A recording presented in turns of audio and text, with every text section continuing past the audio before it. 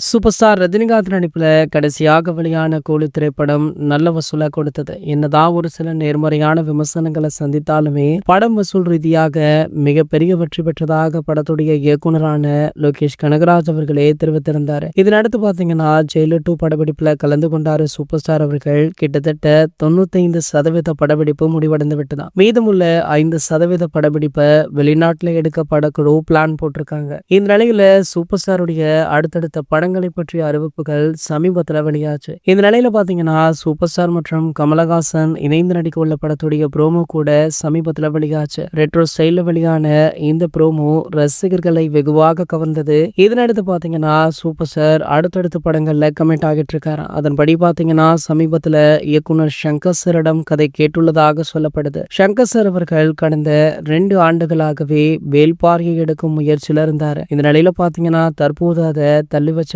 அவருடைய முதல்வன் 2 திரைப்படத்தை கையில் எடுத்திருக்காரு. முன்பு இந்த படத்துடைய ஸ்கிரிப்ட் தளபதி விஜய் அவர்களுக்குன்னு உருவாக்கப்பட்டது. தற்போது அதுல ஒரு சில மாறுதல்கள் பண்ணி அதனை சூப்பர் ஸ்டாரிடம் சொல்லி சம்மதமுமே வாங்கிட்டாராம். சோ இந்த திரைப்படத்திற்கான அறிவிப்புமே கூடிய விரைவில் வெளியாகும் அப்படின்னுமே நம்பப்படுது. இது போன்ற செய்திகளை பத்தி நீங்க உடனே தெரிஞ்சுக்க நம்மளுடைய சேனலை மறக்காம சப்ஸ்கிரைப் பண்ணிக்கோங்க.